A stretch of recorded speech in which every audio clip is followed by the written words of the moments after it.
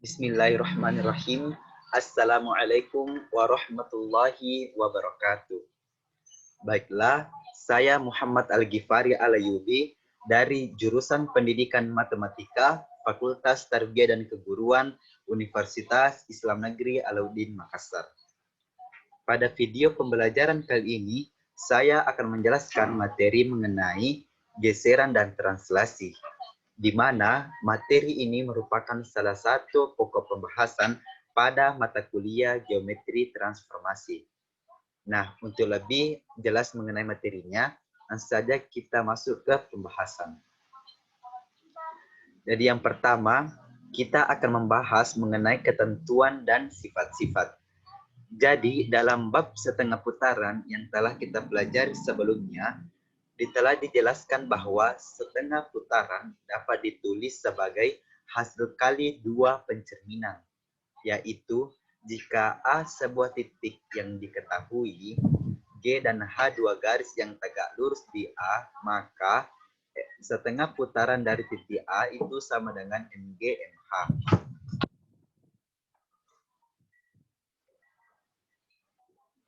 Jadi di sini terdapat dua garis yang tegak lurus,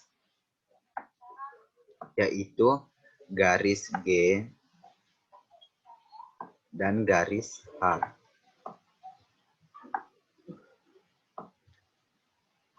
Tegak lurus. Di mana kedua garis ini tegak lurus di titik A atau titik perpotongan dari garis G dan garis H ini berada di titik A. Maka berlaku setengah putaran dari A itu sama dengan MG MH. Nah, selanjutnya pada pembahasan kali ini akan dibahas mengenai hasil kali dua pencerminan pada dua garis yang sejajar. Nah, yang pertama kita akan membahas mengenai teorema 10.1, di mana teoremanya berbunyi, andaikan G dan H dua garis yang sejajar, apabila ada dua titik, yaitu titik A dan titik B, maka berlaku A double aksen itu sama dengan B double aksen. Dengan A double aksen itu sama dengan MH NGA, dan B double aksen itu sama dengan MH NGB. Nah, untuk pembuktiannya, jadi berdasarkan teorema, diketahui terdapat dua garis, yaitu garis G dan garis H yang sejajar. Kemudian titik A dan titik B dengan A double aksen itu sama dengan MH NGA, dan B double aksen itu sama dengan MH NGB. Nah, yang akan kita buktikan yaitu A double aksen itu sama dengan B double aksen. Nah, langkah selanjutnya, kita tentukan sebuah sistem koordinat dengan G sebagai sumbu Y dan sebuah garis tegak lurus dengan garis G itu sebagai sumbu X. Nah, berdasarkan teorema yang kita ketahui bersama bahwa terdapat dua garis yang sejajar, yaitu garis G dan garis H, dan berdasarkan pemisahan tadi, di mana garis G itu diandaikan sebagai sumbu Y, dan garis yang tegak lurus dengan garis G itu adalah sumbu X. Nah, untuk lebih jelasnya, kita bisa perhatikan ilustrasi gambar berikut. Jadi di sini terdapat garis G yang sejajar dengan garis H. Kemudian garis G ini kita misalkan sebagai sumbu Y. Dan di sini terdapat garis yang tegak lurus dengan garis G, itu merupakan sumbu X. Nah, selanjutnya kita ambil titik A dan B sebarang dengan A tidak sama dengan B. Jadi di sini terdapat titik A dan titik B sebarang, dan titik A dan tidak sama dengan titik B. Kemudian A, B berada di luar garis G, dan A, B berada di luar garis H. Jadi titik A ini berada di luar garis G dan juga berada di luar garis H. Begitupun dengan titik B. Titik B ini berada di luar garis G dan juga berada di luar garis H.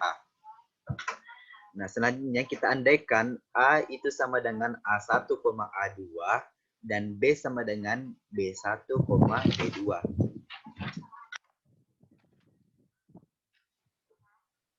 Jadi untuk titik A, koordinatnya itu di sini. Yaitu A1, A2,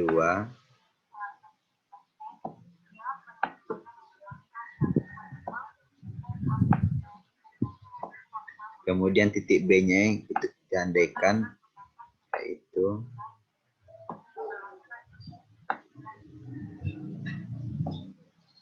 B1,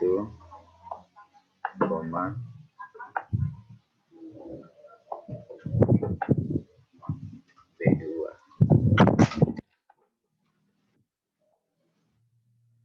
Nah, jadi yang akan dibuktikan yaitu setengah putaran dari titik A ke titik N itu sama dengan B double aksen. Dengan N itu adalah titik tengah dari B A double aksen. Jadi di sini terdapat titik A, titik N, di mana titik N ini merupakan titik tengah dari B A double aksen. Nah, selanjutnya, andaikan persamaan garis H adalah X sama dengan K, di mana K ini tidak sama dengan 0. Jadi, nah, kita ambil titik P dengan koordinat X, Y, di mana P ini berada di luar garis H. Jadi, di sini kita ambil titik P, di mana koordinatnya itu adalah X, Y.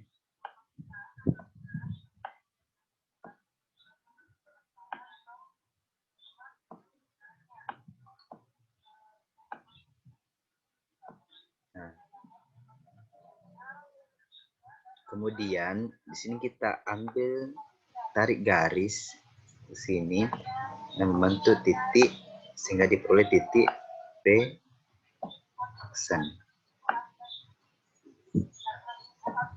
Nah, jadi diperoleh MHP sama dengan P aksen sehingga P aksen itu memotong H di titik Q dengan koordinat K, Y.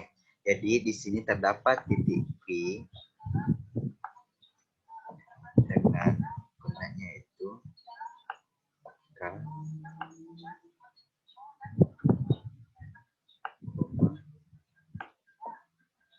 Y.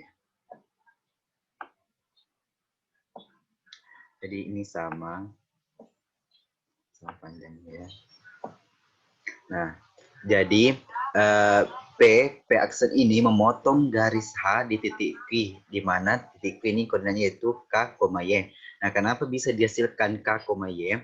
Karena kan di sini koordinat P-nya itu X, Y. Nah, sedangkan di sini pada pemisahan tadi X-nya itu misalkan sama dengan K. Jadi, kita ganti atau kita substitusi K ke dalam X. Jadi, kita ganti X menjadi K, sehingga diperoleh K, Y. Nah, jadi diperoleh MHP sama dengan P aksen, sehingga P aksen memotong H di titik Q, K, Y dengan Q. Q ini adalah titik tengah dari P aksen. Next. Nah, karena Q itu K, Y dan P itu X, Y, maka misalkan P sama dengan X1, di sini terdapat kesalahan.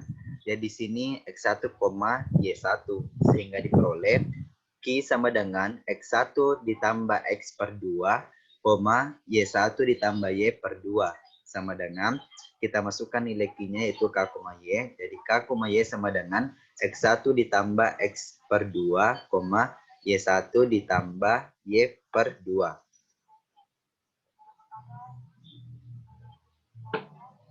Jadi untuk bagian yang ini, yang bagian X1 ditambah X per 2, itu kita sama dengankan dengan K. Nah, kemudian untuk bagian Y1 ditambah Y per 2 itu sama dengan Y. Sehingga diperoleh X1 ditambah X per 2 itu sama dengan K. Sama dengan, kemudian masing-masing ruas kita kalikan dengan 2. Sehingga diperoleh X1 ditambah X sama dengan 2K. Kemudian masing-masing ruas kita kurang dengan X.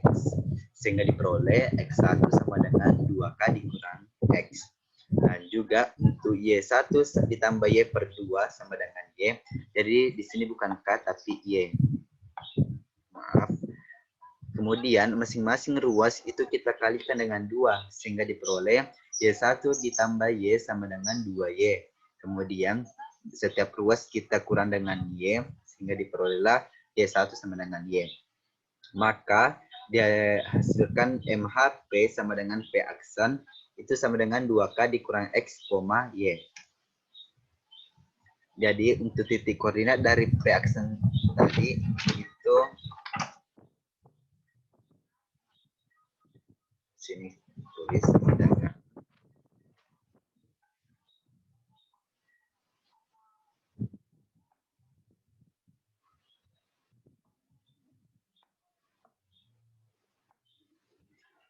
2K dikurang X,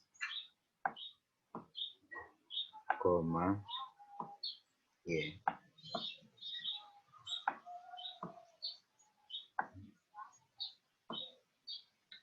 Nah, selanjutnya di sini kita tarik kembali garis ke sini sehingga diperoleh titik P double aksen. Nah, kita lihat kedudukan titik P double aksen ini, yaitu berada di sumbu X dengan nilai min dan negatif dan berada di sumbu Y yang bernilai positif, sehingga koordinatnya yaitu min X,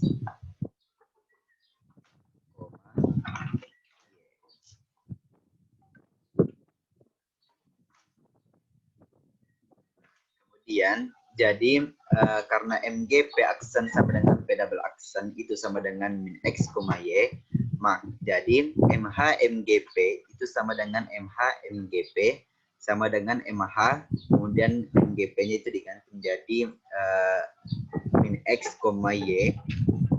Kemudian kita substitusi untuk MH itu 2K dikurang karena nilai X ini bernilai negatif, maka di sini dikurang min X, Y. Kemudian kita operasikan sehingga diperoleh 2K ditambah X, Y. Di sini menjadi positif karena min ketemu min sehingga positif. Nah, selanjutnya karena A sama dengan A1, A2 dan B sama dengan B1, B2 berdasarkan pengandian kita pada sebelumnya, maka untuk A double aksen itu sama dengan MH MGA sama dengan MH MGA sama dengan MH, kemudian kita ganti A-nya min A1, A2.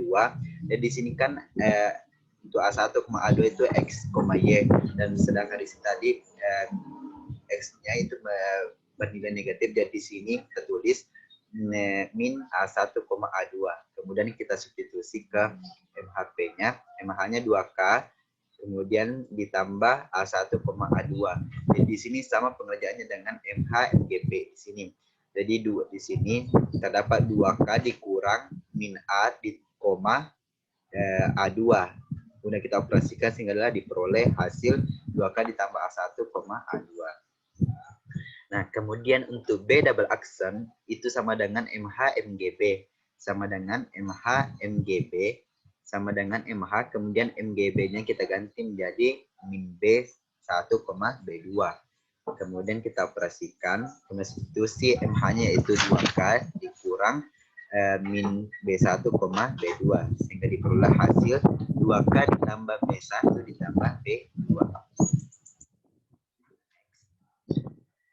Kemudian karena N merupakan titik tengah dari A double aksen B, maka N sama dengan 2K ditambah A1 ditambah B1 per 2, A2 ditambah B2 per 2. Nah, jadi jika N itu sama dengan 2K ditambah A1 ditambah B1 per 2, A2 ditambah B2 per 2, dan A itu sama dengan A1, A2, maka setengah putaran dari titik A itu sama dengan setengah putaran dari titik A ke titik N itu sama dengan, jadi di sini kita ingat kembali konsep setengah putaran, di mana Maksudnya yaitu kita ingat yaitu 2A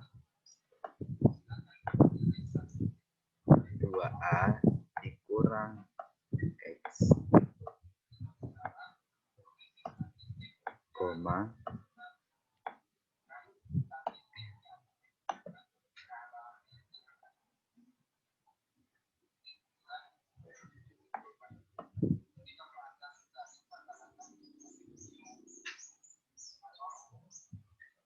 2A kurang X, 2B